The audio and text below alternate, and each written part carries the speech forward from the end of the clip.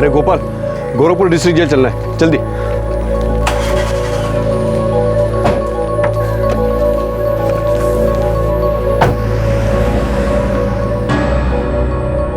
देखिए जी, आप इतना टेंशन ना ले, सब कुछ ठीक हो जाएगा। तकदीर सही गलत नहीं समझती सरोज, जो लिखा है वही होता है। हमें सिर्फ कर्म करते रहना चाहिए, बाकी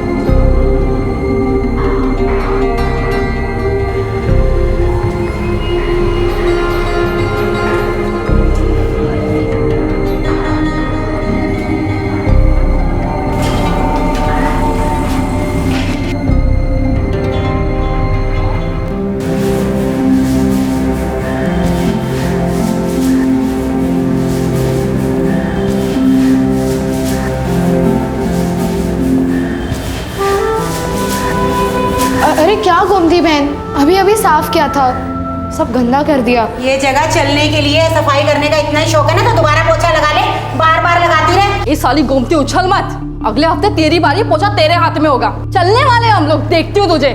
तुम मुझसे लड़ना चाहती है? चौथी तो तू हो रही है। अरे कुसुम, गोमती बहन, तुम दोनों क्यों झगड़ रहे हो? वो तो ऐसे ही मेरे मुंह से गोमती का नाम निकल गया था।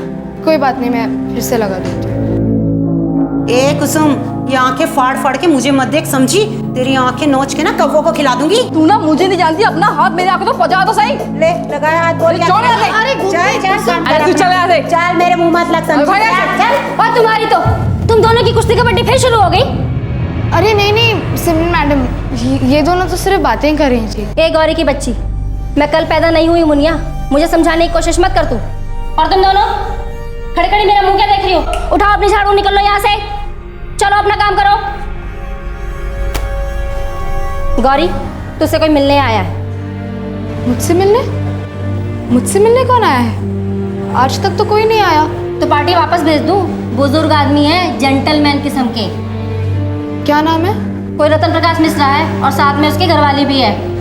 नहीं, मैं नहीं जानती इन्हें। तो जाके जान लेना, आए होंगे किसी एनजीओ से तेरी पुनर्निवास की कुंडली बनाकर। ए, तू अपना काम करना अच्छे से। नहीं मैडम, मुझे उनसे नहीं मिलना, उनको मेरी तरफ से माफ़ी कह दो। अपने पैर पे कुल्हाड़ी मत मार, ठीक है? नहीं मिलना तो मुझे क्या।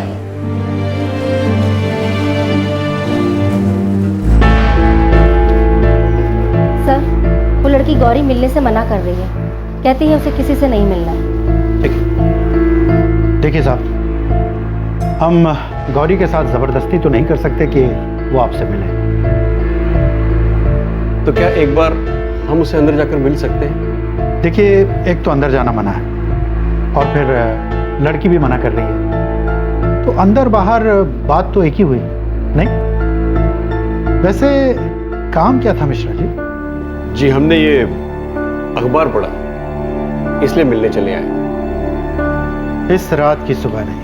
ओह अच्छा, ये रिपोर्टर विजय उपाध्याय, इसने हमारे जेल पर स्टोरी लिखी थी और इस लड़की गौरी के बारे में काफी डिटेल से लिखा। उसने गौरी के बारे में लिखा था, इसलिए हमने सोचा कि क्यों ना उसे एक बार मिले। आपने मेरी बात का जवाब नहीं दिया।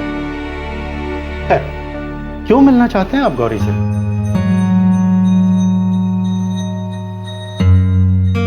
हम गौरी को गोद लेना चाहते हैं। गोद लेना चाहते हैं? जी। गोरखपुर के डिस्ट्रिक्ट जेल में कैद एक 18 साल की लड़की गौरी। गोरखपुर के आईनेक्स्ट अखबार में गौरी के बारे में जिक्र होता है। गोरखपुर का ही एक वेल टू डू बुजुर्ग जोड़ा रतन प्रकाश और सरोज मिश्रा अब गौरी को गोद लेना चाहते हैं, लेकिन क्यों? दूसरी तरफ गौरी उनसे मिलने से इनकार करती है, ये कहकर कि वो उन्हें जानती नहीं। ये बहुत ही अजीब और रहस्यमय मामला दिखाई पड़ रहा था। लेकिन दरअसल ये थी एक अद्भुत मिसाल इंसानी रिश्तों की, जो खून के रिश्तों से ज्यादा गाढ़े साबित हुए।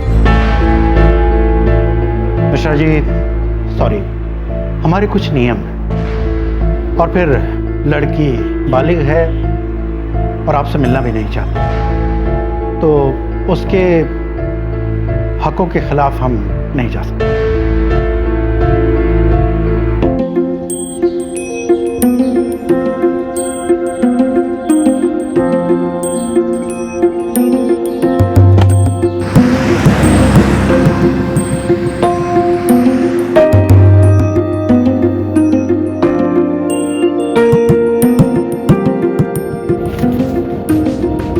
इस आईएनएक्स के रिपोर्टर विजय उपाध्याय से मिलते हैं, शायद वो हमारी कुछ मदद करेगा।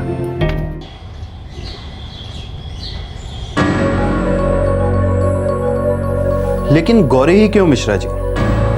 गोद लेना हो तो कई ऑप्शंस हैं आपके पास। शायद इसलिए क्योंकि मेरी पत्नी सरोज और मेरे दिमाग में एक ही बात एक ही समय आई।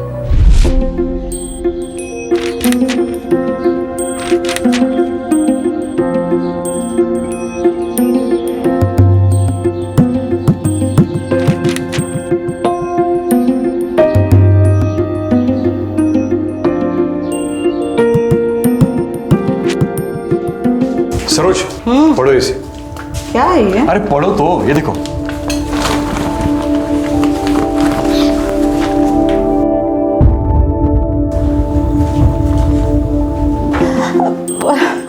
अजी, क्यों ना हम इस बच्ची को गोद ले, अपनी बेटी बनाए। यही ख्याल मेरे मन में भी आया, इसीलिए तो तुम्हें पढ़ने दिया। मुझे मालूम था तुम्हें ऐसे लगेगा। हमारे 2 बेटे हैं, एक बेटी की बड़ी आस थी। हमारी जिंदगी आराम से कट रही है, बस एक लड़की की कमी थी। और इत्तेफाकन कुछ ही महीनों पहले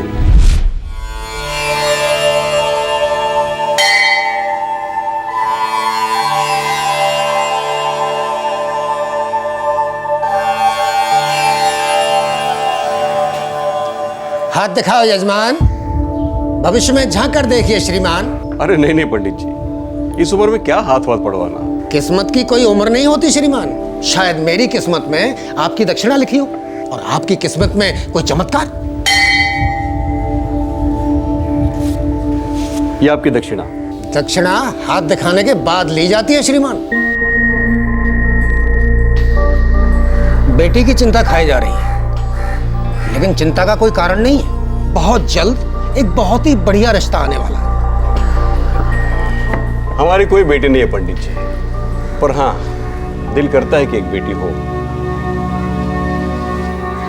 उसे हम लोग बहुत प्यार देते, उसे बहुत पढ़ाते लिखाते, उसे कामयाब बनाते, फिर उसकी धूमधाम से शादी होती।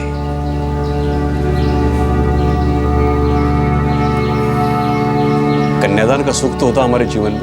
कन्यादान का सुख तो आपके जीवन काल में है। इस उम्र में मैं अपनी विद्या के साथ कभी मजाक नहीं करता। अगर आपने कन्यादान नहीं किया तो मैं ये ज्योतिष शास्त्र छोड़ दूंगा। ये वचन है मेरा।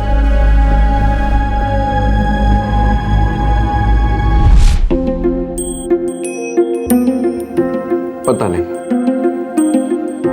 तब से मुझे धीरे धीरे विश्वास होने लगा कि मेरे तकदीर में बेटी का सुख है। और जब मैंने गौरी की कहानी पढ़ी, बस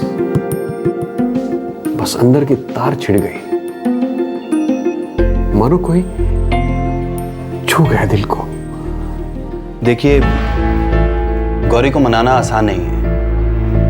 आप मुझे 1 दिन दीजिए, मैं कोशिश करता हूँ। जरूर। मिश्रा जी, आप मुझे अपना फोन नंबर दे दीजिए। अगर कुछ बात बनती है तो मैं आपको कॉल करूंगा, लेकिन मैं कोई वादा नहीं कर सकता। Okay sir.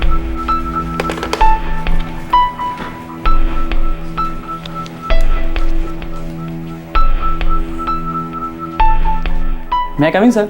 Yes. Yes sir. Rakesh, तुम ट्रेनिंग पर हो, राइट? Right sir. एक असाइनमेंट है, चैलेंजिंग है, करोगे? Sure sir. वो जो कपल अभी अभी यहाँ से गया, बुजुर्ग आदमी और उनकी मिसेज। जी सर। रतन प्रकाश मिश्रा और सरोज मिश्रा फेज 3 राप्ती नगर में रहते हैं। मुझे इनके बारे में पूरी रिपोर्ट चाहिए। जरूर सर। और हाँ, चुपके से, किसी को पता ना चले। Of course sir.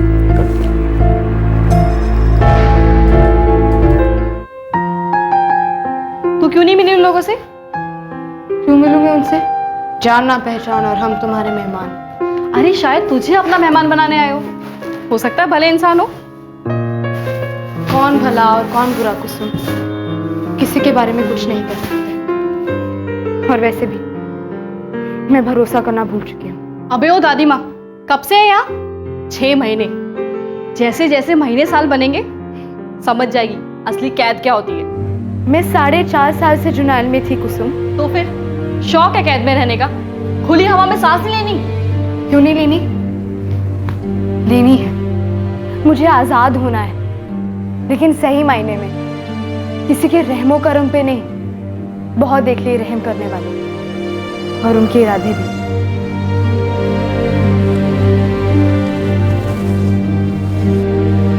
एक तरफ थी एक टीनेज लड़की जिसकी तकदीर दर्द और दगाबाजी की स्याही से लिखी गई थी, और दूसरी तरफ था एक बुजुर्ग जोड़ा जिनका विश्वास था कि अच्छा करो तो अच्छा होगा। अब सवाल यह था कि क्या नियति इन दो तकदीरों को मिलाने वाली थी? क्या गौरी की घायल किस्मत पर रतन प्रकाश और सरोज मिश्रा के प्यार का मलहम लगने वाला था? मैं कम इन सर। राकेश, आओ। कुछ मिला? Yes sir. बैठो। Thank you sir. Sir, Ratan Prakash और सरोज मिश्रा तो बहुत अच्छे घर के लोग हैं। अच्छे घर के लोग? ये अच्छे घर के लोग कैसे होते हैं राकेश? रतन प्रकाश मिश्रा का बैकग्राउंड डिफेंस का है। सिविल इंजीनियर थे फौज में, 10 साल मुंबई में नौकरी की, फिर सर 2000 में वो गोरखपुर लौटे, जहाँ से वो एक्चुअली बिलोंग करते हैं। और फैमिली? सर 2 लड़के हैं, बड़ा बेटा अखिल और उसकी वाइफ मीता बेंगलोर में रहते हैं, और सर एक 9 महीने का बच्चा भी है उनका। सर अखिल मिश्रा बेंगलोर की एक बड़ी कंपनी में सॉफ्टवेयर कंसल्टेंट है। और दूसरा बेटा? अंशुल मिश्रा।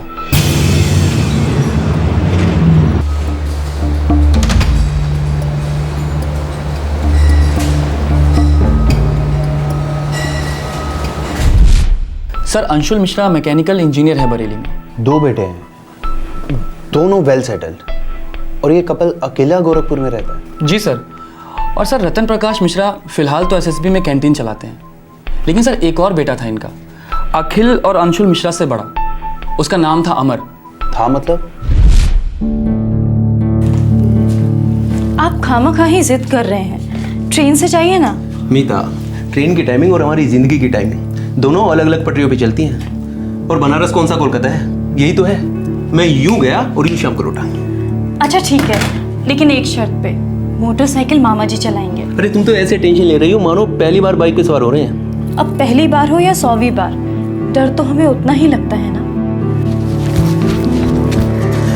मामा जी गेट पार करते ही बाइक में चलाऊंगा, समझे ना? वहां से निकलने से पहले फोन कर दीजिएगा। कबूतर भेज दें?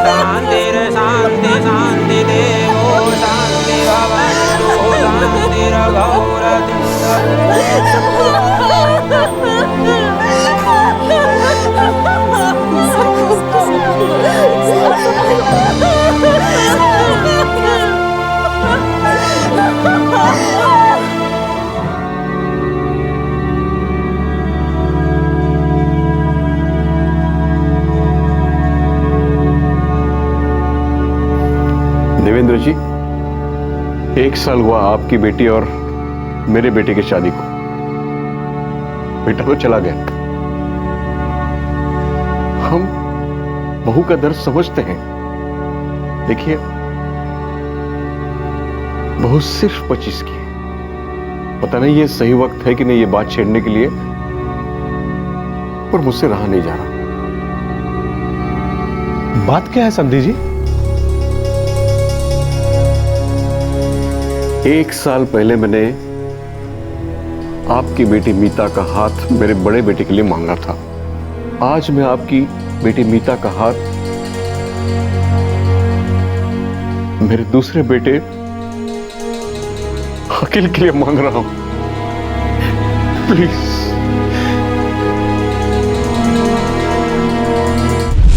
सर, अमर की विधवा मीता ने अमर के छोटे भाई अखिल से शादी को हाँ कह दी।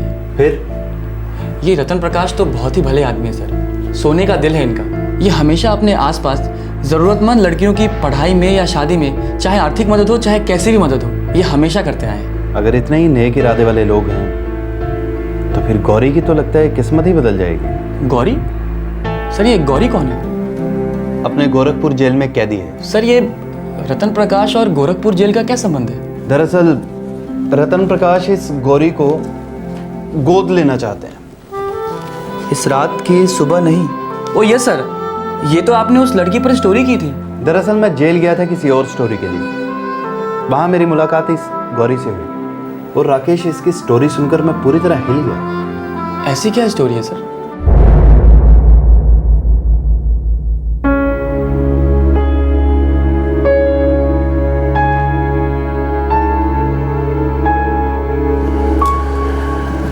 ये आदमी कर क्या रहा है? कोई कहानी लिख रहा है अपनी जेल पर। क्या बात है, हम लोगों के ऊपर भी कोई फिल्म बन सकती है। नहीं, कोई फिल्म विलम वाला नहीं है, पत्रकार है, पत्रकार। तुझे कैसे पता? उसके चेहरे पे लिखा है। हवलदार सिमरन बता रही थी, पत्रकार ही है।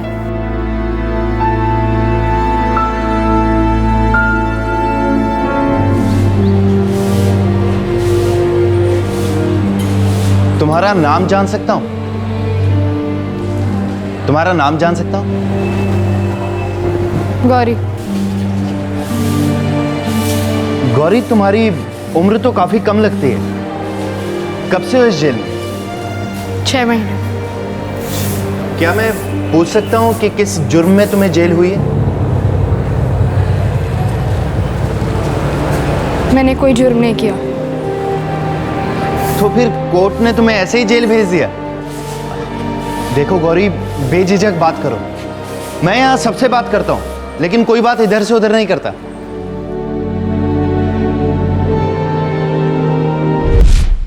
वो 4.5 साल तक एक करेक्शन होम में रही, एक ऐसे जुर्म के लिए जो उसने किया ही नहीं था। फिर उसे यहाँ डिस्ट्रिक्ट जेल शिफ्ट किया गया। उसके माँ बाप? बोलिए अनाथ है। 7 साल की उम्र से बेसहारा बड़ी हुई है। मैंने उसकी जिंदगी के बारे में जितनी जानकारी हासिल की, हर कदम पर इतना दर्द था कि मेरे रोंगटे खड़े हो गए। मुझे अंदर से इतनी मायूसी महसूस हुई कि मैंने उसकी स्टोरी को लीड स्टोरी बनाया और अपने एडिटर साहब को दे दी। उन्होंने अप्रूव कर दी। टूटी तकदीर की दर्दनाक दास्तान इस रात की सुबह नहीं।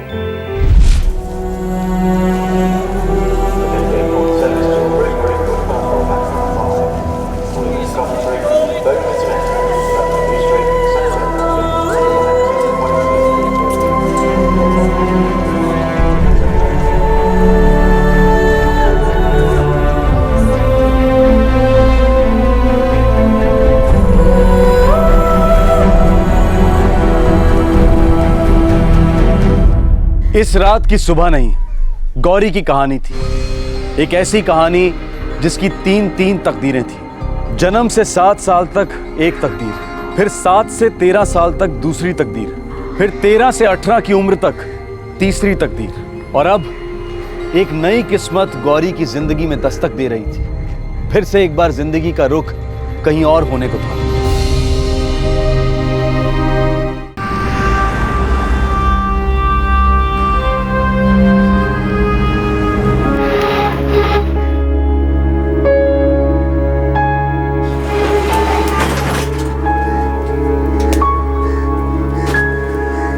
मकान मालिक आया था, बोला शाम तक किराया नहीं दिया तो हम सबको उठाकर बाहर फेंक देगा।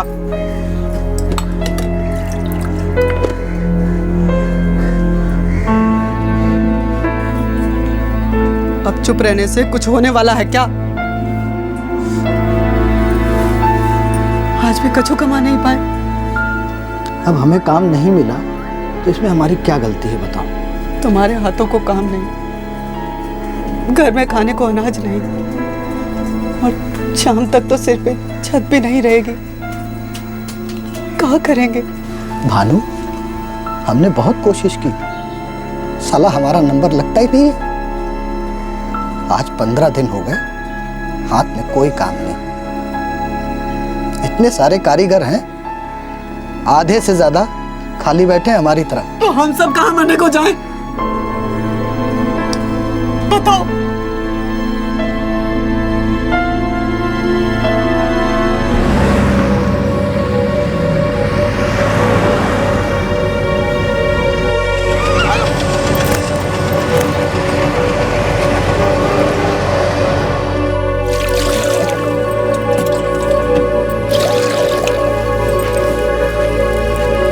आज भी वही बोलोगे? काम नहीं मिला?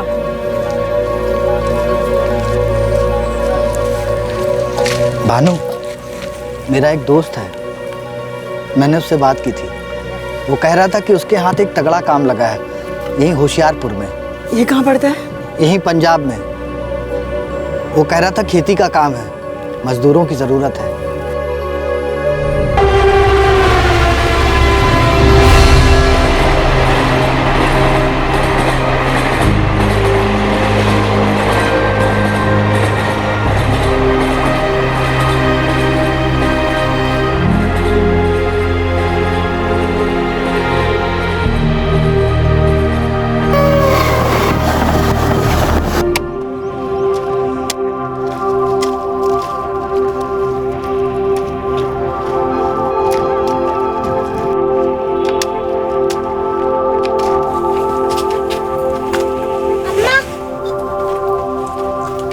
संभल के जाना। गरीबी और लाचारी के दलदल में धंसा गौरी का परिवार उत्तर प्रदेश के मिर्जापुर से पंजाब के लिए रवाना हुआ, इस उम्मीद को लेकर कि शायद बच्चों को 2 वक्त की रोटी और एक छत नसीब होगी। पंजाब में उनकी अंधेरी किस्मत धीरे धीरे रोशन होने ही लगी थी कि तभी उन पर बदनसीबी का एक और कहर टूट पड़ा।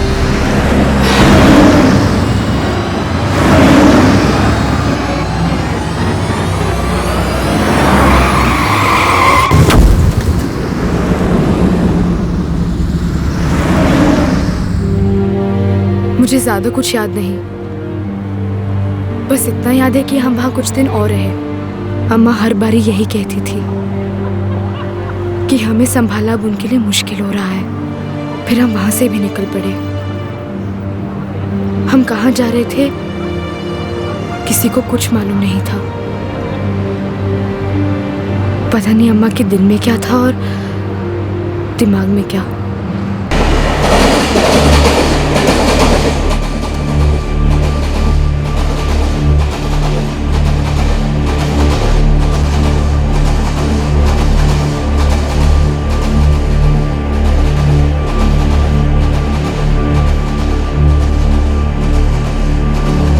गौरी, मेरी बच्ची, माफ कर दे मुझे। मुझे नहीं पता इसके आगे हम कैसे जाएंगे।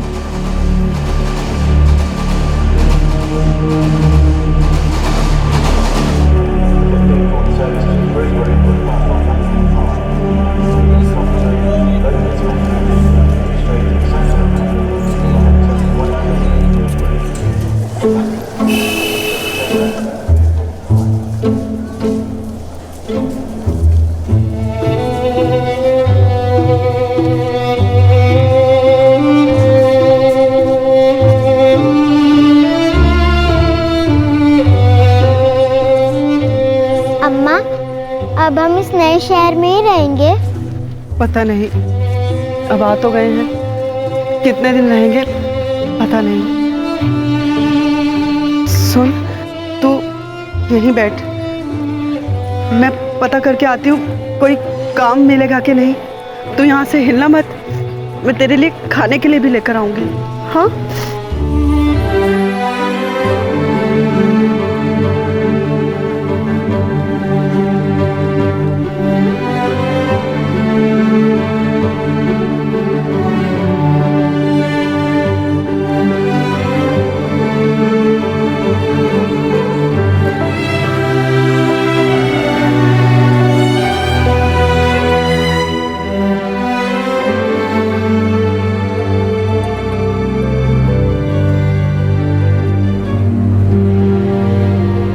अम्मा बोली कि वहां से हिलना मत।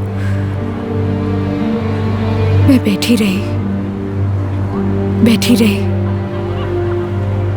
और बैठी रही, लेकिन अम्मा वापस नहीं आई। मैं समझ ही नहीं पाई कि मैं अम्मा और गोविंद को अब कभी नहीं देख पाऊंगी।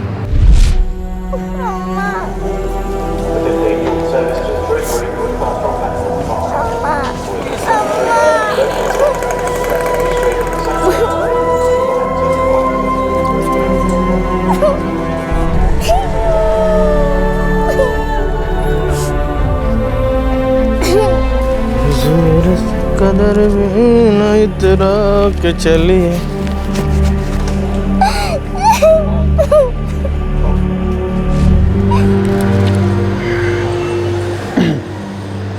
फिर वो आदमी कहाँ ले गया तुझे?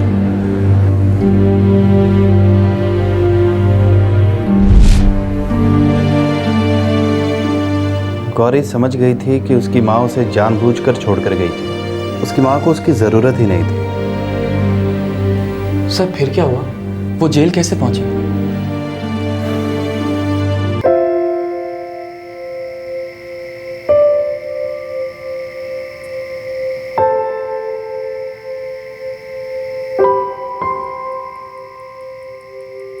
देखिए जी,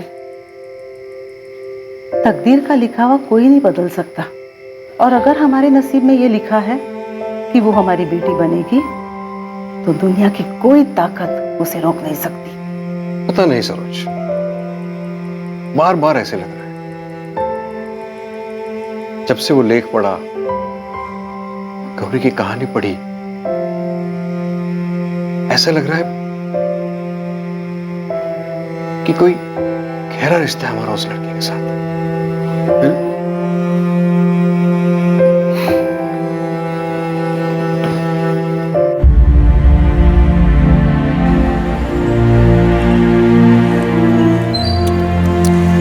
और खाएगी? तो शर्मा मत, शर्माने से किसी का भला नहीं होता।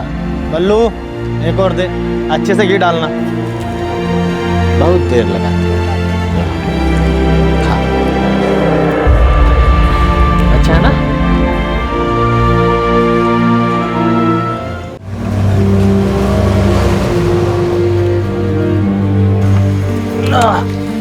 बैठ बेटा, आ रहा हूँ।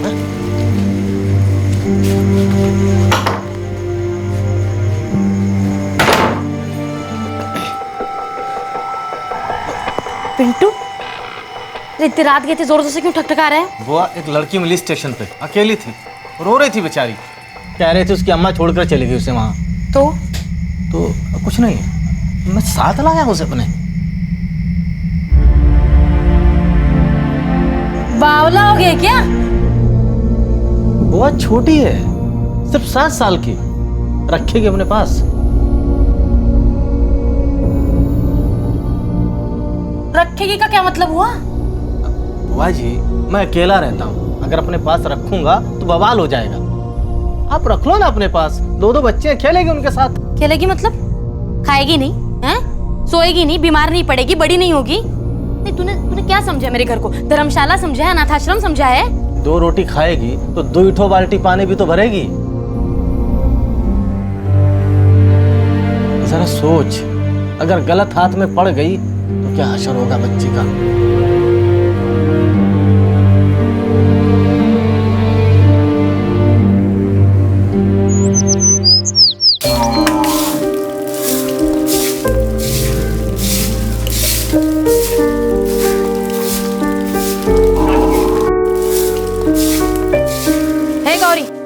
जल्दी जल्दी हाथ चला, अभी कपड़े भी तो धोने हैं, है ना?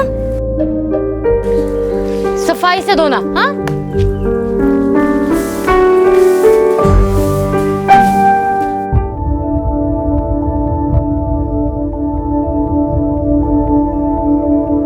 छोटी है तो अपने राजू से भी छोटी है। उस उम्र में 4 गुना काम कर लेती थी मैं।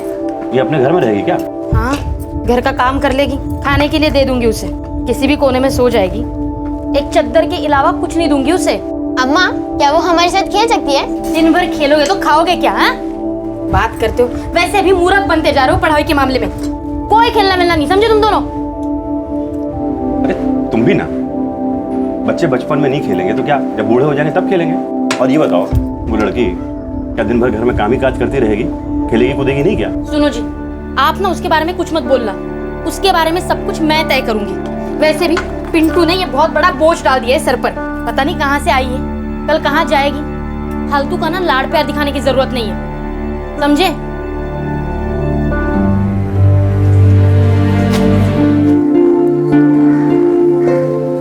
31 और 9 मिलाकर हुए 5 5 5 5 5 5 और 1। अबे ओ राजू के बच्चे, मुंह बंद रखना। मुझे तो ऐसे आता है पढ़ना, नहीं तो मेरे दिमाग में नहीं घुसता है। आपको नहीं जम रहा ना तो कहीं और जाकर पढ़ो। तेरे एक कान के नीचे बजाऊंगा ना, दिन में तारे गिनेगा। अच्छा अम्मा, अम्मा चुप रही, बताओ। देखा गौरी, अम्मा का नाम लिया तो कैसे शेर से चूहा बन गया ये। तू यहाँ क्या कर रही है? कुछ नहीं, हम जब भी पढ़ते हैं ना ये ऐसे ही सुनती है। अच्छा बता, कहाँ तक पढ़ी है तू? 2 क्लास तक। 2 क्लास? अच्छा बता, 2 और 2 कितना हुआ? 4। अरे वाह, इतना आता तुझे, आगे पढ़ेगी? ठीक है, तो आज से मैं तेरा मास्टर और तू मेरी स्टूडेंट। लेकिन मैं फ्री में नहीं पढ़ाऊंगा, तुझे मेरे काम करने पड़ेंगे। बोल, मंजूर है? अब से हमारी टीम बनेगी रवि भैया। अब उछल कर दिखाओ आप।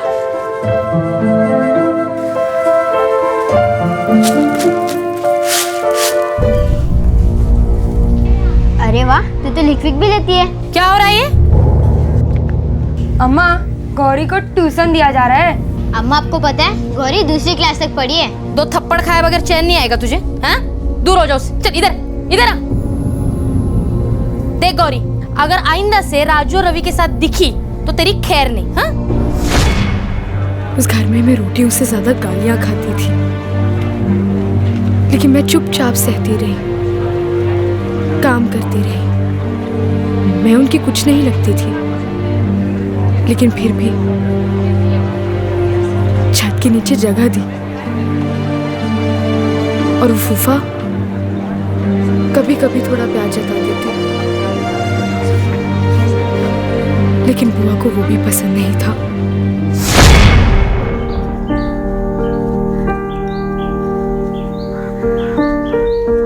ए गौरी, यहाँ यहाँ यहाँ, ये देख, तुम्हारे लिए नया कपड़ा लाए हैं, ये ले ले। अरे ले ले,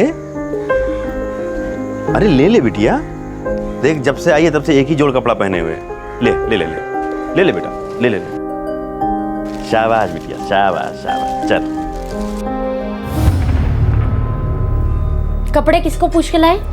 अरे उसकी हालत बता रही थी कि उसे कपड़े चाहिए, वही पुराने और गंदे कपड़े पहनते पहनते अगर कोई बीमारी मारी लगी तो हम लोग को लेने के देने पड़ जाएंगे।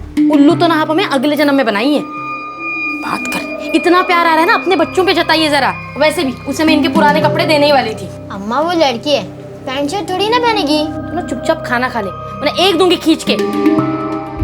बाबा, ये लोग खींच के क्यों देते हैं? ऐसा लग रहा है जैसे कोई रस्सी खींच रहे हो। देख मैं बताता हूँ, ये है हाथ, ये खींचा और ये लगाया, तो ये उसको खींच के लगाना। समझे क्या भैया? बोलने से पहले ना कुछ सोचा करो। अम्मा, आपको पता है ये राजू का बच्चा है ना, गौरी के साथ बाहर खेलने जाने की बातें कर रहा था।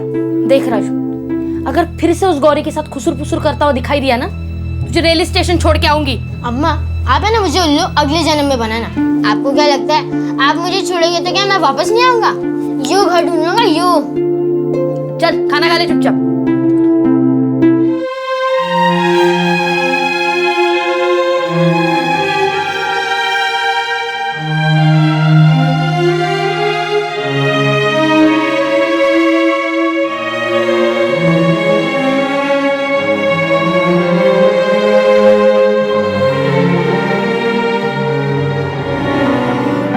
पता करके आती हूँ कोई काम मिलेगा कि नहीं।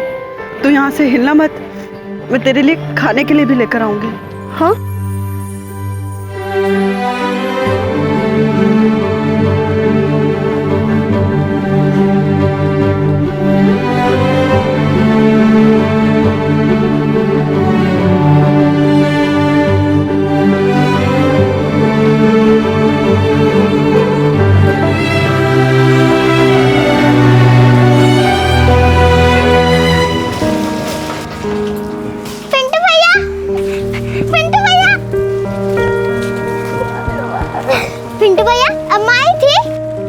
नहीं रे बेटा, मैं स्टेशन के रोज 3 चक्कर लगाता हूँ। अपने दोस्तों को बोल रखा है बेटा, किसी ने तेरी अम्मा को नहीं देखा। मैंने बोल दिया जो देखेगा ना सबसे पहले हमें बताएगा। पिंटू भैया, मुझे अम्मा और गोविंद की बहुत याद आती है। याद करने के बजाय भूलने की कोशिश कर, आराम मिलेगा। तेरी अम्मा अब कभी नहीं आएगी, ये बात समझ ले तू। अरे बेटा, रो क्यों रही है? बुआ क्या खुश नहीं है क्या?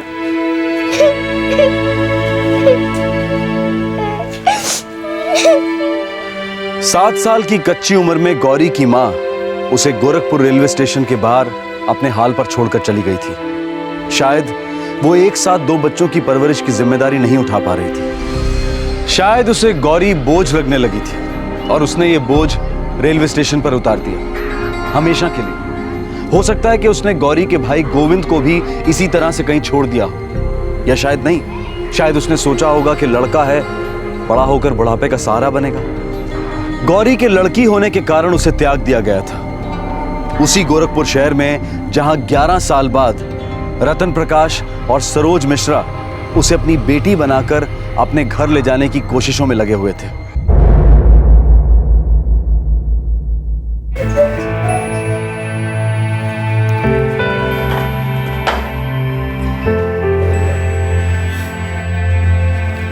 बाबूजी, आपका और माँ का इरादा बड़ा नेक है, लेकिन अगर लड़की नहीं आना चाहती तो उसे फोर्स तो नहीं कर सकते ना। प्लीज उस पर दबाव मत डालिए। अरे हम दबाव कहाँ डाल रहे हैं, हम तो सिर्फ कोशिश कर रहे हैं। लेकिन बाबूजी, गोद ही लेना है तो कोई नवजात शिशु क्यों नहीं, या कोई छोटी सी लड़की?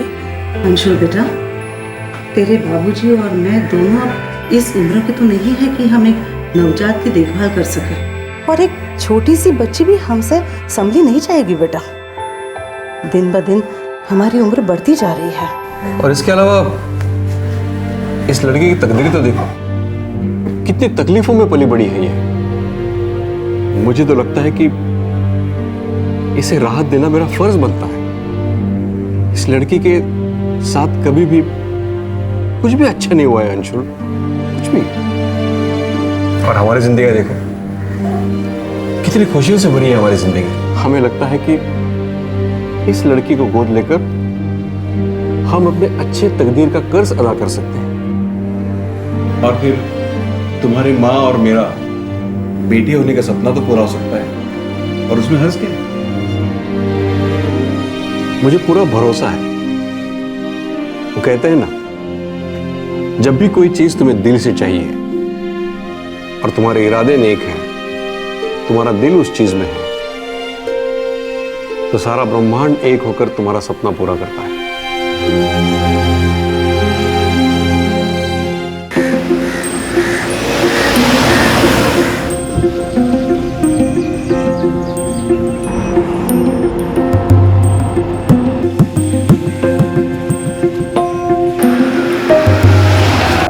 मैंने जेल के सुपरिटेंडेंट से टाइम मांगा था, मैं गौरी से बात करूंगा। और विजय जी, हमारी तरफ से प्लीज आप उसे यह कह देना कि डरने की बिल्कुल जरूरत नहीं है, और ना ही ये सोचे कि हम उस पर कोई एहसान कर रहे हैं। दरअसल वो हम पर एहसान करेगी अगर वो हमारी जिंदगी में आएगी। मैं आपके इरादों की दाद देता हूं रतन जी। दरअसल सुपरिटेंडेंट साहब भी यही चाहते हैं कि गौरी को जल्द से जल्द एक बेहतर जिंदगी मिले, खासकर इसलिए क्योंकि गौरी एक ऐसे जुर्म के लिए सजा काट रही है जो उसने किया ही नहीं था। अरे हाँ, मैंने आपका वो लेख पढ़ा था। दरअसल मैं आपसे पूछना ही चाह रहा था कि गौरी पर चोरी का ये झूठा इल्जाम कैसे और क्यों लगा?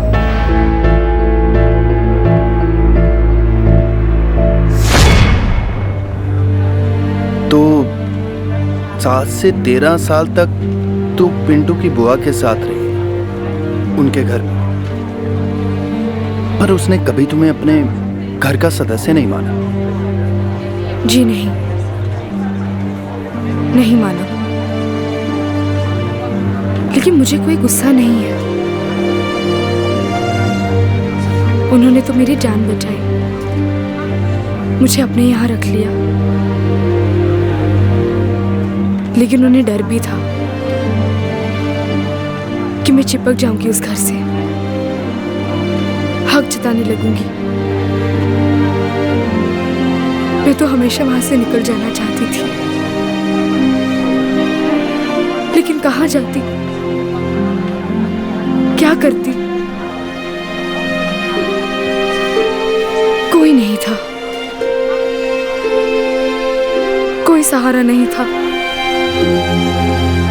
तो पिंटू की बुआ ने तुम्हें कभी घर से नहीं निकाला?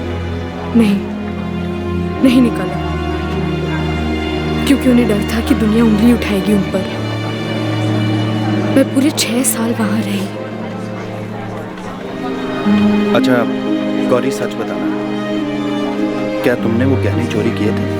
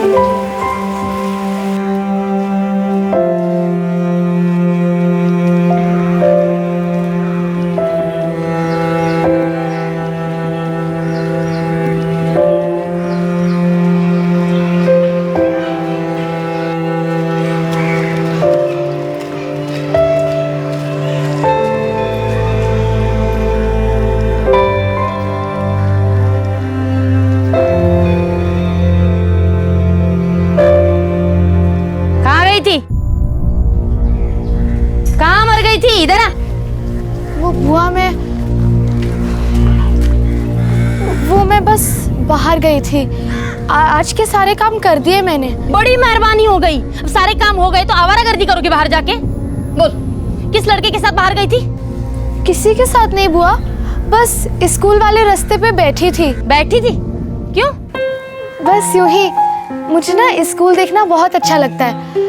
बुआ, अगर मेरे सारे काम सुबह ही निपट गए तो मैं स्कूल जा सकती हूँ।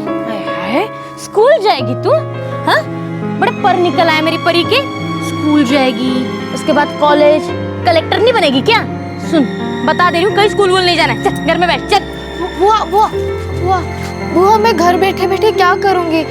मेरे सारे काम फटाफट हो जाते हैं और फिर मैं घर बैठे बैठे उब जाती हूँ। घर से उब गई है? हाँ, अरे 6 साल पहले जब तुझे इस घर में रखा था ना, तब घर ही नहीं था तेरे पास, तब सहारा ना दिया होता ना, तभी रेलवे स्टेशन पे भिखारिन की तरफ भीख मांग रही होती, या फिर कोई उठा के ले जाता, गंदे धंधे पे बिठा देता तुझे। शुक्र मान मेरे भतीजे पिंटो का कि जो मेरी गोद में डाल के गया। अरे तुझे तो रोज सुबह उठ के मेरे पैर छूने चाहिए। नई जिंदगी दी है मैंने तुझे। अरे क्या हुआ री, काहे गुस्सा कर रही हो? जब देखो तब उस पर बरसती रहती हो, बस। क्या हुआ? अगर मैं नहीं बरसी ना तो कल किसी लड़के के साथ मुंह काला करके आएगी। पूरा शहर गालियां बरसाएगा हम पर, पत्थर बरसेंगे हमारे घर पर। क्या बकवास किए जा रही हो? फालतू गुस्सा हमेशा तुम इस मासूम पे निकालती रहती हो। 6 साल से रह रही है ना हमारे साथ। जैसे हमारे लिए रवि है, जैसे हमारे लिए राजू है, वैसे ये गौरी भी है। खबरदार, खबरदार, इस लड़की की बराबरी मेरे लड़कों के साथ की तो इसका इस घर पे कोई हक नहीं है। ये यहाँ की नहीं है।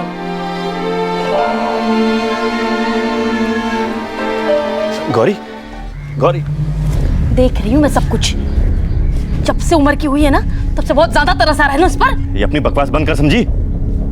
ये गंदी तरह से ना तो सब पे शक करना बंद कर दे।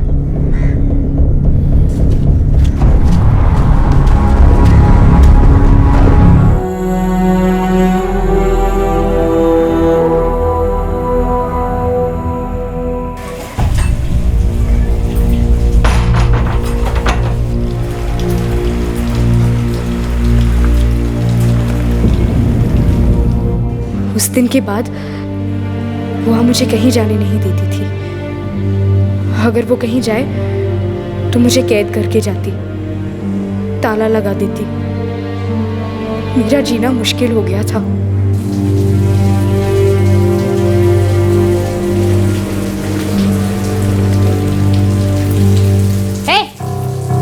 इधर आ,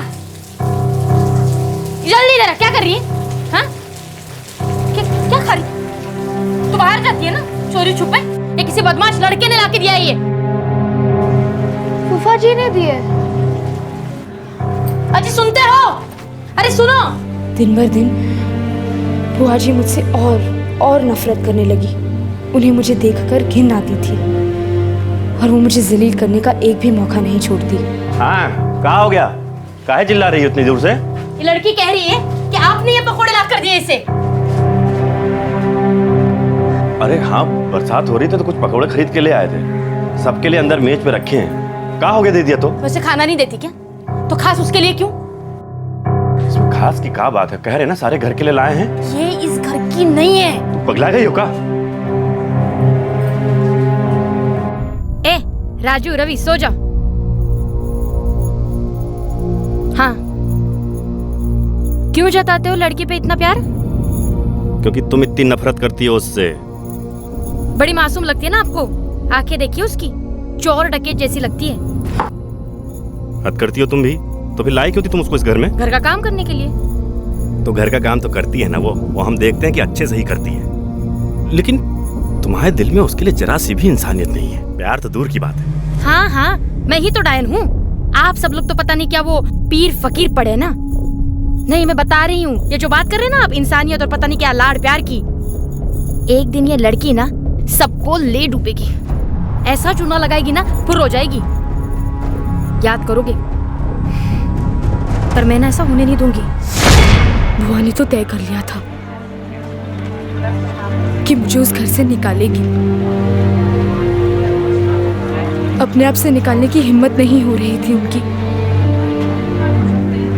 लेकिन हाँ, अगर एक बार कह देती कि गौरी जा, तो शायद मैं खुद ही निकल जाती। डर डर के ही सही, लेकिन निकल जाती। पता नहीं बुआ मेरे साथ क्या खेल खेल रही थी। गौरी, ए गौरी, जेवर निकाल मेरे, चल। जेवर? कौन से जेवर? अच्छा, ये भोली बनी ना तो दांत तोड़ दूंगी तेरे। बोल, कौन लड़का है वो, हाँ, जिसके साथ भाग जाना चाहती थी? दोनों ने मिलके कहाँ छुपाए मेरे जेवर? बोल। बुआ, मैं भगवान कसम खाकर कहती हूँ, मुझे नहीं पता आपके जेवर कहाँ है। मुझे तो ये भी नहीं पता आप अपने जेवर कहाँ रखती है। सदी, तुझे पता नहीं है मैं जेवर कहाँ रखती हूँ? सालों से देखती रही, अलमारी में रखती हूँ। अलमारी खुली पड़ी है मेरी अभी। अब ना तुझे मैं पुलिस के हवाले करती हूँ, फिर पता चलेगा कि कहाँ है जेवर। हाँ, आखिरी मौका देती हूँ, बोल, वरना मैं पुलिस को बुला लूंगी। मैं उन्हें भी यही कहूंगी, मुझे नहीं पता आपके जेवर कहाँ है। वो मान लेंगे, हाँ मान लेंगे ये बात तेरी। अरे ऐसा मारेंगे ना, ऐसा मारेंगे कि देखना अपनी माँ याद आ जाएगी, वो जो तुझे छोड़ के चली गई थी। चोरनी होगी वो भी साली। चल चल तू। वो मैं सच कह रही हूँ, मुझे नहीं पता आपके जेवर का। अच्छा, देखना, पुलिस के बाद अदालत, अदालत के बाद जेल, जेल के बाद फिर जेल, फिर पता चलेगा यहाँ कितनी अय्याशी से रह रही थी। चल चल।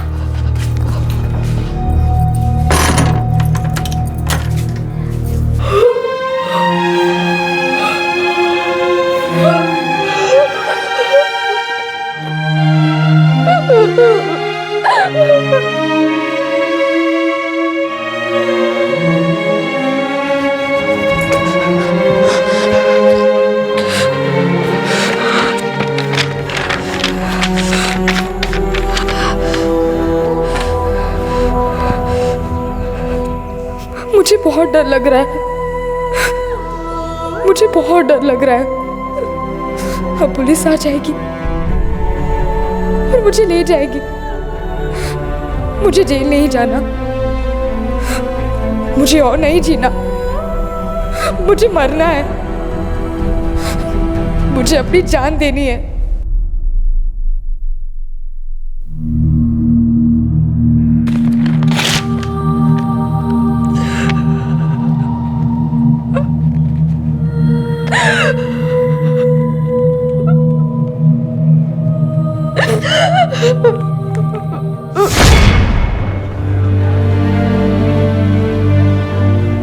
वो जेवर तुमने नहीं चुराए।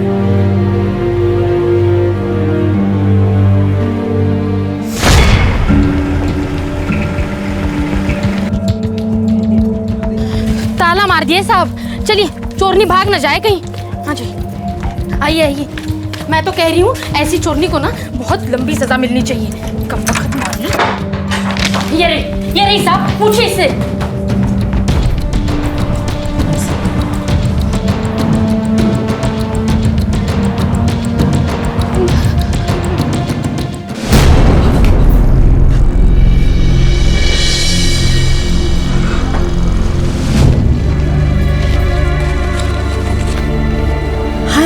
चोरी पकड़ी गई तो ऐसी नौटंकी कर रही है।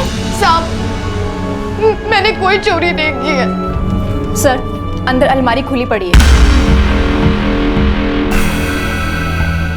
देख लड़के, अभी यहीं बता देगी तो सबके लिए अच्छा होगा, खासकर तेरे लिए। मैं भगवान की कसम खाकर कहती हूँ साहब, मैंने कोई चोरी नहीं की है। इसकी जान पहचान की कोई है जिसे इसने जेवर दिए होंगे? साहब, पूरा दिन तो बाहर मटर गश्ती करती है, पता नहीं किस किस से मिलती है। मुझे तो लगता है एक लड़के के साथ इसका चक्कर चल रहा है। नहीं, ये सच नहीं है। मैं बाहर नहीं घूमती। मैं फूफा जी, बुआ, राजू, रवि के अलावा और किसी को नहीं जानती। ये अपनी चीजें कहाँ रखती है? हमें तलाशी लेनी होगी। अंदर वाले कमरे में, मैं दिखाती हूँ। ना, तुम गुहाल में छानबीन करो। चलो साहब, इधर आइए। तुम इस कमरे में देखो। ये रहा साहब उसका सामान। तलाशी लो।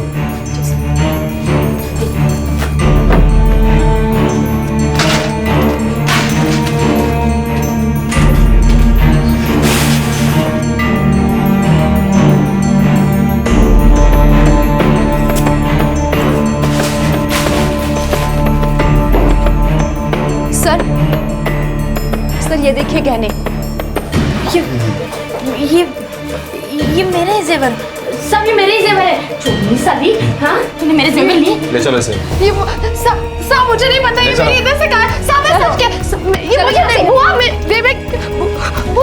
बुआ, मैंने चलो चुपचाप। बुआ, मैंने कुछ नहीं किया। मैंने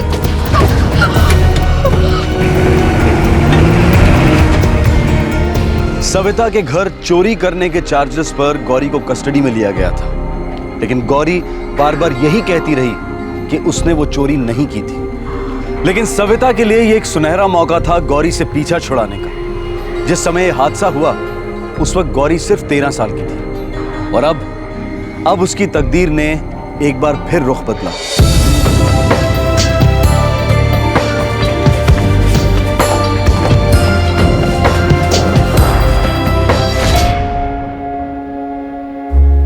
गौरी का कहना था कि जेवर उसने नहीं चुराए थे। केस अदालत में गया और गौरी को जुवेनाइल करेक्शन होम भेजा गया। अगर वो इतने साल करेक्शन होम रही तो फिर उसे जेल क्यों भेजा गया?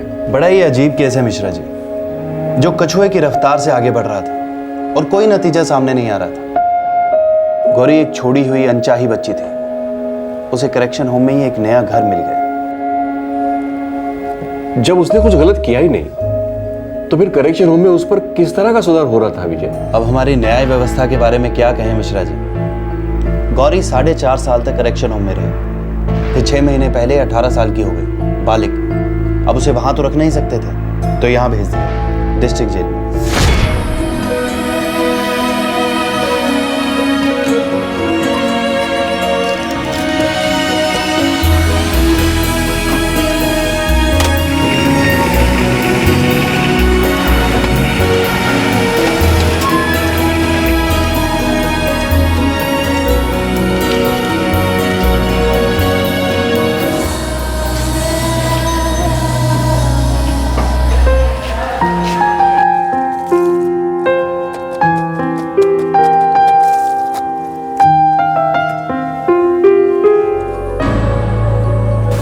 गौरी, पत्रकार साहब आए हैं, जिनसे तूने बात की थी, तेरे से दोबारा मिलना चाहते हैं। मैंने तो सब कुछ बता दिया था उन्हें, पता नहीं अब क्यों आए हैं। अरे किसी राजकुमार या हीरो का रिश्ता तो लाए नहीं होंगे तेरे लिए, और मुझको क्या पता वो तुझसे क्यों मिलना चाहते हैं। चल मिल ले उनसे, सुप्रिंटेंडेंट साहब का ऑर्डर है। चल ना।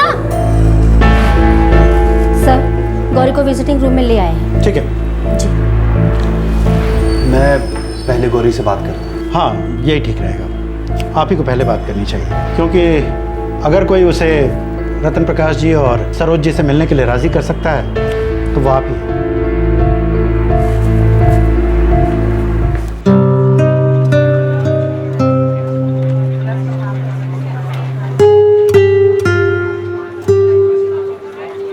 गौरी, कल तुमसे मिलने के लिए 2 बुजुर्ग आए थे, तुम मिली क्यों नहीं? सर मुझे किसी से नहीं मिलना। गौरी, वो तुम्हें गोद लेना चाहते हैं। मैं पता करके आती हूँ कोई काम मिलेगा कि नहीं। तो यहाँ से हिलना मत, मैं तेरे लिए खाने के लिए भी लेकर आऊंगी। हाँ,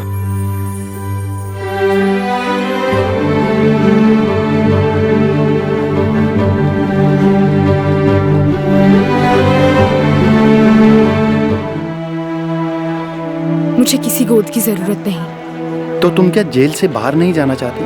जाना चाहती हूँ, लेकिन अपने आप से जाना चाहती हूँ। खुद की जिंदगी जीना चाहती हूँ। फिर से किसी कैद में नहीं जाना चाहती। मेरी खुद की माँ ने मुझे रेलवे स्टेशन पर जानबूझकर छोड़ दिया। उसके बाद कोई मेरा माँ बाप क्यों बनना चाहता है, ये मेरी समझ के बाहर है। देख गौरी, तू सही कह रही है। जो कुछ भी तुमने भुगता है, उसके बाद कोई भी ऐसा ही सोचेगा जैसा तुम सोच रही हो। लेकिन मुझ पर भरोसा करो और एक बार इन दोनों से मिल लो, फिर कोई फैसला करना। और हो सकता है कि ये एक बार तुम्हारी तकदीर तुम्हारे अच्छे के लिए रुख बदल रही हो। अच्छों के साथ भी बहुत बुरा होता है गौरी, और कभी कभी अंधेरे को भी पूरा सूरज मिल जाता है।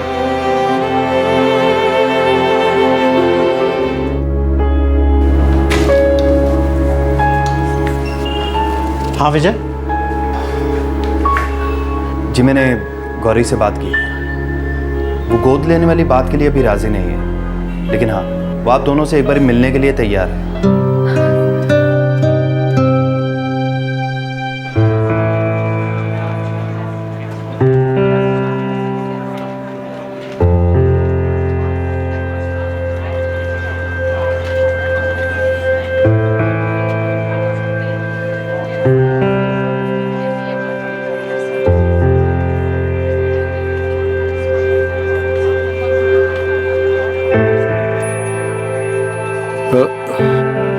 देखो बेटा, तुम डरी हुई हो, तुम झिझक रही हो, हम ये समझते हैं।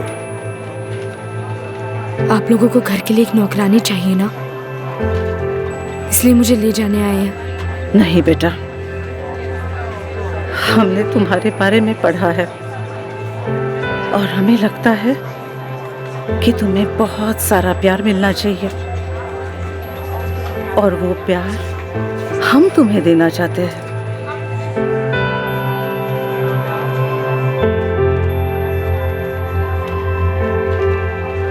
देखो, काम तो तुम्हें करना पड़ेगा, बहुत सारा काम, लेकिन एक बेटी की तरह, नौकरानी की तरह नहीं। हम तो चाहते हैं कि तुम हर वो काम करो जो तुम चाहती हो, जो कुछ भी तुमने चाहा। और जब तुम्हारा दिन खत्म होना, तुम्हें यह पता चले कि आज तुम्हें अपने घर वापस लौटना है, जहां तुम्हारे बूढ़े माँ बाप इंतजार कर रहे हैं। वो ये जानने के लिए बेकरार है कि तुम्हारा आज कैसे गुजरा, तुम कल क्या करना चाहते हो, जिंदगी में तुम क्या बनना चाहते हो बेटा? पता नहीं। एक काम करते हैं, हम लोग घर चलते हैं, आराम से बैठेंगे, खूब सोचेंगे कि तुम क्या कर सकती हो, क्या करना चाहती हो। हमारे 2 बेटे हैं, तुमसे काफी बड़े, तुम्हारे 2 बड़े भाई जो अपनी छोटी बहन का इंतजार कर रहे हैं। चलोगी ना अपने घर? सच कहूं, सारा जेल खुश हो जाएगा अगर गौरी को कोई अच्छा घर मिल जाए और वो अपनी जिंदगी में कुछ कर पाए। और अगर आपके जैसे माता पिता हों तो कहना ही क्या। सर, क्या हम गौरी को आज ही घर ले जा सकते हैं? अब जब गौरी राजी हो गई आपके साथ चलने के लिए तो हमारी तरफ से तो हरी झंडी है मिश्रा जी, पर कुछ प्रोसीजर्स हैं। कैसे प्रोसीजर्स? गौरी एक अंडर ट्रायल है और उसे यहाँ से बाहर जाने के लिए डिस्ट्रिक्ट मजिस्ट्रेट साहब की बेल की जरूरत होगी। मैं वो सब कुछ करने के लिए तैयार हूँ जो जरूरी है। मैं जमीन आसमान एक कर दूंगा सर। मिश्रा जी, हम भी यही चाहते हैं कि गौरी जल्द से जल्द आपके घर की रौनक बन जाए। Thank you sir, thank you so much.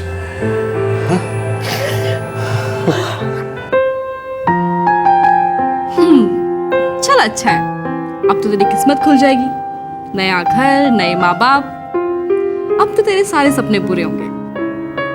सपने देखना तो बहुत पहले छोड़ दिया था कुसुम, और जो सपने बिना चाहे आते हैं वो तो बहुत ही भयानक होते हैं। और कभी कभी मेरी बचपन की भूली यादें मेरा सपना बन के आते हैं। मैं और मेरा भाई गोविंद खेलते हुए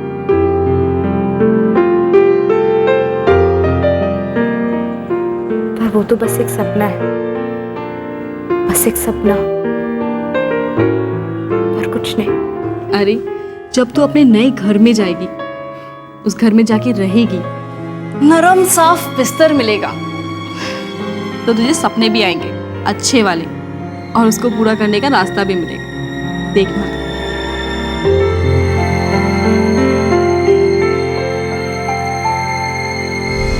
नियति का उतार, नियति का चढ़ाव। गोरखपुर रेलवे स्टेशन पर 7 साल की उम्र में जिसकी मां उसे छोड़कर चली गई थी, आज वही गौरी 18 साल की उम्र में नियति के एक अनोखे कगार पर खड़ी थी। रतन प्रकाश और सरोज मिश्रा की दरियादिली से प्रभावित होकर सारा गोरखपुर प्रशासन तकदीर के मिलाए इन माँ बाप और बेटी को एक करने में लग गया। रिकॉर्ड टाइम में सारा कानूनी पेपरवर्क कंप्लीट हुआ। सारे शहर में खुशी की लहर दौड़ रही थी। लोग गदगद हो रहे थे कि गौरी बदनसीबी की डुबकियां खा खाकर आखिरकार अब प्यार और ममता की गहरी सांसें लेने वाली थी। उसे एक ऐसी जिंदगी मिलने जा रही थी जिसकी वो हकदार थी। गौरी की रजामंदी के 2 दिन बाद उसे जेल से निकालकर रतन प्रकाश और सरोज मिश्रा के घर ले जाया गया।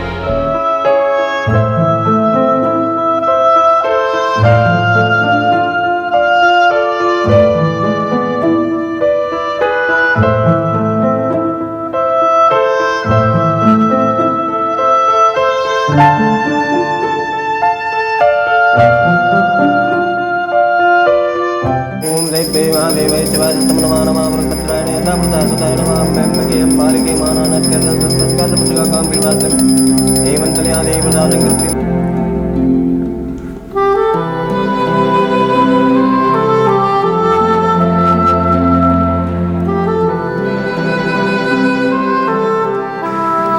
हाथ दिखाओ यजमान, भविष्य में झांक कर देखो श्रीमान। प्रसाद पंडित जी, और ये आपकी दक्षिणा। दक्षिणा? बहुत पहले आपने मेरा हाथ पढ़ा था, आपकी भविष्यवाणी सच हुई। धन्यवाद। आपका भला हो, आपके परिवार का भला हो, आपके बच्चों का जीवन खुशियों से भर जाए। चल, लेट हो जाएगी नहीं तो स्कूल को जा। देख बेटा, संभाल के जाना और संभाल के आना। हाँ, सुनो, अगर कहीं तुम रास्ता भूल जाती हो तो मैंने सारे टेलीफोन नंबर्स तुम्हारे डायरी में लिख दिए हैं, तुरंत फोन कर देना। Take care. Bye bye.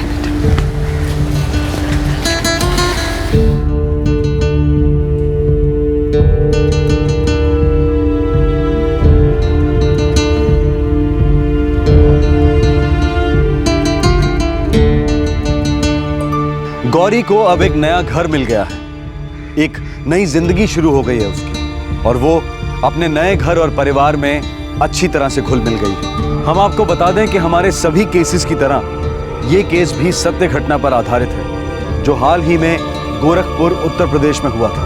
Crime petrol की टीम उस परिवार से मिली जो अब एक बेटी के घर आ जाने से अपने परिवार को पूरा महसूस कर रहा है।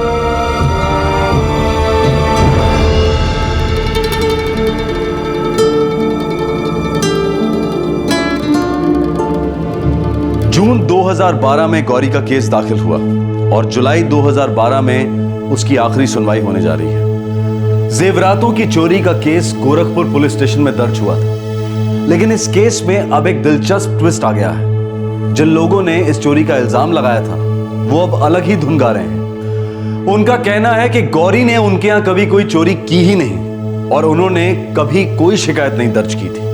प्रशासन को पूरा भरोसा है कि गौरी का केस रद्द किया जाएगा और खुदा ना खास्ता अगर उसे सजा होती भी है तो वो सजा उन सालों से काफी कम होगी जो Gauri already as under trial भुगत चुकी है। 5 साल करेक्शन सेंटर में और 6 महीने गोरखपुर जेल में। क्राइम पेट्रोल गोरखपुर के इस बुजुर्ग जोड़े को तहे दिल से सैल्यूट करता है, उनके परिवार वालों की सराहना करता है और गौरी को खुशियों से भरी जिंदगी की शुभकामनाएं देता है। गौरी अब स्कूल जाने लगी है, उसका दाखिला 9वीं कक्षा में हुआ है।